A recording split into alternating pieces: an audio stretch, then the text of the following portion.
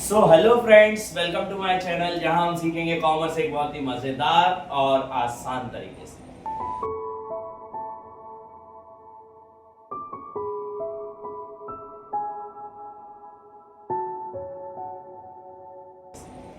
आज मैं आपको पढ़ाने वाला हूं क्लास 11th के अकाउंटेंसी का एक बहुत इंपॉर्टेंट टॉपिक, ट्रायल बैलेंस। ये ट्रायल बैलेंस होता क्या है? हमने इससे पहले पढ़ा जर्नल, फिर हमने पढ़ा लेजर। लेजर के बाद एक टॉपिक आता है ट्रायल बैलेंस।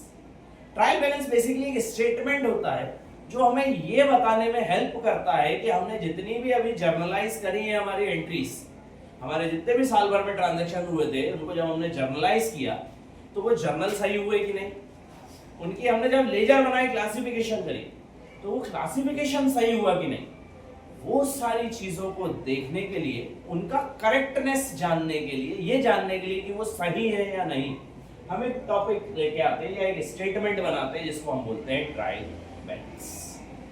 ट्रायल बैलेंस होता क्या है? बेसिकली इस पूरे टॉपिक को मैं 2 ही लाइन में खत्म कर दूं।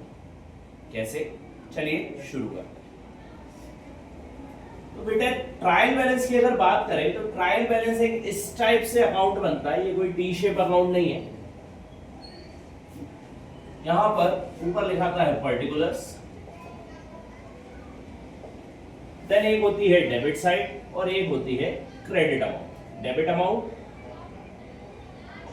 And credit amount. Debit amount और क्रेडिट अमाउंट होता क्या है? बेसिकली ट्रायल बैलेंस के क्वेश्चंस आपको किस टाइप से आएंगे? तो आपको क्वेश्चंस 2 प्रकार से आ सकते हैं। या तो वो आपको ज्यादा नंबर्स में, 6 नंबर 4 नंबर में आपको ये दे देगा कि आपको ट्रायल बैलेंस बनाना है, लेकिन सबसे पहले जर्नलाइज करने हैं ट्रांजैक्शन, उसके बाद उसकी लेजर बनानी है और फिर ट्रायल बैलेंस बनाना है। तो मैं उसके लिए एक सेपरेट वीडियो आपको डाल दूंगा। अभी मैं सिर्फ आपको एक टॉपिक समझा रहा हूं। तो दूसरा तरीका है कि सीधा सीधा आंसर दिया रहेगा, आपको एक क्वेश्चन दिया रहेगा, जैसे जो कि आपकी स्क्रीन पर अब दिख रहा होगा।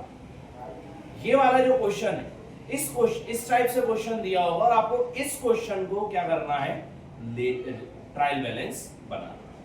तो अब यहाँ पे तो डायरेक्ट अमाउंट दिए हुए हैं, तो कैसे कैसे बनेंगे? तो इसको हम पूरे ट्रायल बैलेंस को, इस वाले क्वेश्चन के ट्रायल बैलेंस को मात्र 2 लाइन में खत्म कर सकते हैं।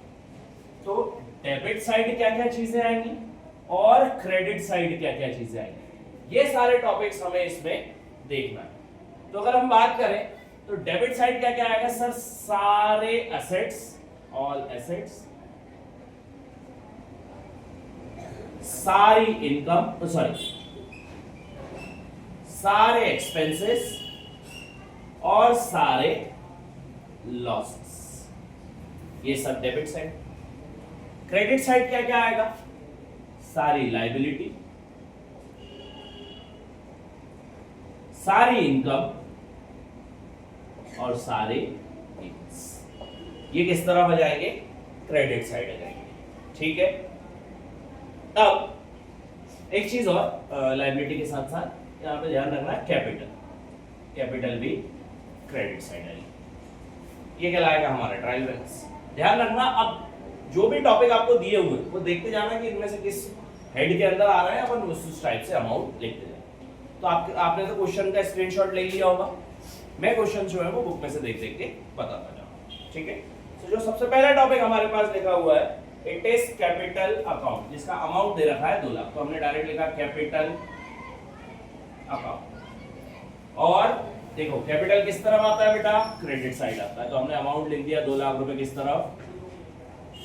क्रेडिट तरफ। ठीक। दूसरा हमें दे रखा है टॉपिक डेटर्स। ये काम करता हूं मैं, सारे टॉपिक्स एक साथ ही लिख लेता हूं, फिर आपको एक साथ में बता दूं। ठीक है। डेटर्स के बाद क्या दे रखा है हमारे पास? Fixed assets,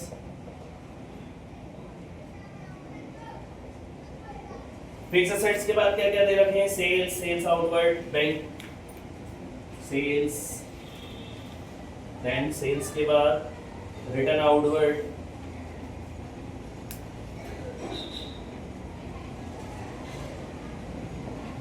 then bank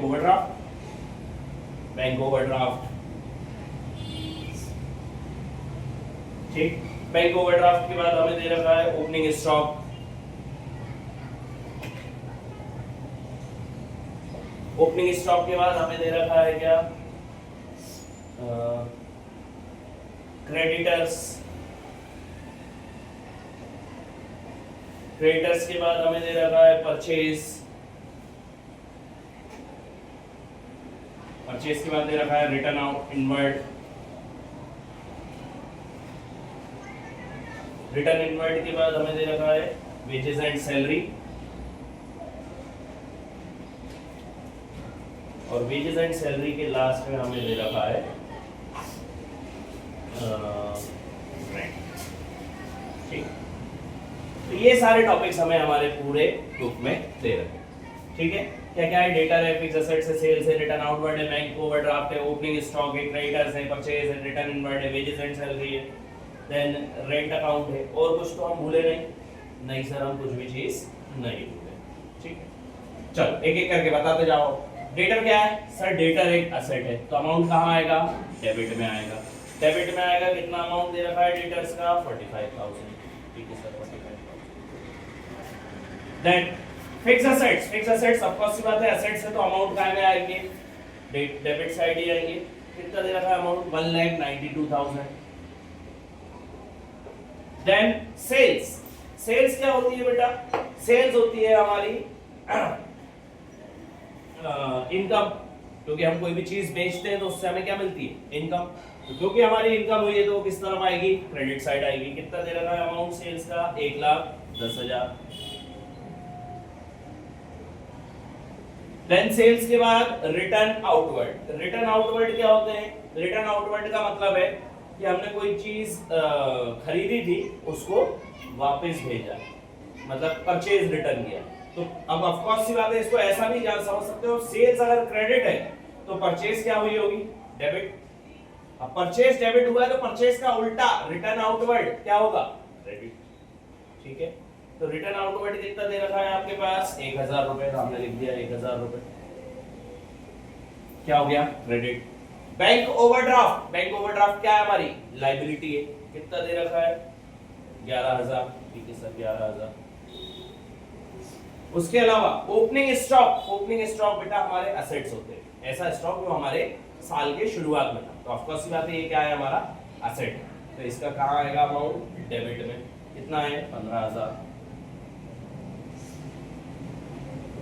then creditors. Creditors हमारी क्या होती है? लायबिलिटी होती है। अमाउंट कहां आएगा? क्रेडिट में आएगा। कितना? 38,000, 38,000। फिर परचेज। अभी मैंने समझाया, अगर सेल्स हमारी क्रेडिट है तो परचेज क्या होगा? डेबिट। परचेज कितना है? 70,000। ये हमने लिख दिया, परचेज 70,000। देन परचेज के बाद रिटर्न इनवर्ड। रिटर्न इनवर्ड क्या है? कितना दे रखा है? 2,000 रुपए। रिटर्न इनवर्ड मतलब पैसा आया 2,000 रुपए। ठीक, रिटर्न इनवर्ड के बाद वेजेस एंड सैलरी और रेंट, ये दोनों ही हमारे क्या है? एक्सपेंसेस है, दोनों ही डेबिट में। कितने कितने दे रखे हैं? 30,000 एंड 6,000। हमने लिख दिया 30,000 एंड 6,000। ठीक है, कौन सी चीज कहां लिखाई है ये भी मैं बता दे रहा हूं आपको। ठीक, वापस से एक बार देख लेते हैं। कैपिटल क्या होती है सर? क्रेडिट होती है। देखो क्रेडिट तरफ लिखिए। डेटर्स क्या होता है सर? एसेट्स होते हैं, डेबिट तरफ लिख दिए। फिक्स एसेट्स वो तो होंगे ही एसेट्स, तो हमने डेबिट साइड लिख रखे। सेल्स क्या होती है सर? हमारी इनकम होती है, इसलिए हमने क्रेडिट साइड लिख रखी। Return outward. रिटर्न आउटवर्ड हमारे लिए क्या होती है? वो भी इनकम होती है कि हमने कोई चीज खरीदी थी, वापस भेज दी, वो हमें पैसा रिटर्न कर देगा। पैसा रिटर्न कर देगा तो हमारी तो इनकम हो गई, तो ये क्या हो जाएगी? क्रेडिट हो जाएगी। बैंक ओवरड्राफ्ट, हमने पैसा ज्यादा निकाल लिया था बैंक से, तो ये क्या हो जाएगा? क्रेडिट हो जाएगा। क्यों? क्योंकि बैंक ओवरड्राफ्ट लायबिलिटी होती है, हमें बैंक को पैसा वापस चुकाना है। Then opening stock. स्टॉक जो साल के शुरुआत में ऑफ कोर्स ये बात है एसेट है तो डेबिट हो गया। क्रेडिटर्स हमारी क्या होती है? लायबिलिटी होती है, क्रेडिट कर दी। परचेज। परचेज मतलब हमने कोई चीज खरीदी, पैसा हमारे पास से गया होगा, हमारे एक्सपेंसेस हैं, इसलिए क्या हो गए? डेबिट हो गए। Then return inward. Return inward मतलब पैसा सेल्स हमारे पास से वापस आई तो हमने उसको सामने वाले को पैसा वापस दिया होगा, लॉस है हमारे लिए। क्या है? सेल्स इनवर्ड 2,000 रुपए का डेबिट है। देन वेजेस एंड सैलरी और रेंट, ये क्या है? हमारे एक्सपेंसेस हैं, इसलिए ये क्या हो गए? डेबिट हो गए। अब दोनों साइड का टोटल कर लो, और आपका आंसर आ जाएगा। दोनों साइड का टोटल जो है वो आएगा 3,60,000 और इस साइड का भी टोटल आएगा 3,60,000। अगर डेबिट साइड और क्रेडिट साइड आपकी दोनों बराबर आती है, अगर दोनों बराबर आ रही है मतलब आपका ट्रायल बैलेंस बिल्कुल ही सही बना। तो बस पूरा ट्रायल बैलेंस काय पे है, इन दो लाइंस पर बना हुआ है। क्या क्या कि सर सारे एसेट्स, सारे एक्सपेंसेस और सारे लॉसेस डेबिट होंगे, सारी लायबिलिटी, इनकम्स, गेन्स और कैपिटल क्रेडिट। आपने अगर ये चीज याद कर ली, आप ऑटोमेटिकली पूरा आंसर बनाया हो। ठीक है, तो मैं एक बार वापस से बता दे रहा हूं, पूरा ट्रायल बैलेंस दो तरीके के क्वेश्चन आते हैं, या तो जर्नल फिर लेजर फिर ट्रायल बैलेंस, तो वो मैं एक अलग वीडियो बनाऊंगा उसकी, या फिर इस टाइप से क्वेश्चन आएगा कि आपको पूरा क्वेश्चन दिया होगा जैसे कि अभी मैंने आपको बताया था, और आपको डायरेक्टली ट्रायल बैलेंस उसका बनाना। तो ये वाले क्वेश्चन के लिए ये सबसे बेस्ट तरीका है, उस वाले क्वेश्चन के लिए क्या बेस्ट तरीका होगा मैं उसी वीडियो में आपको कवर अप करा दूंगा। तो होपफुली आपको ये पूरा टॉपिक समझ आया हो। Please subscribe my channel. Thank you so much.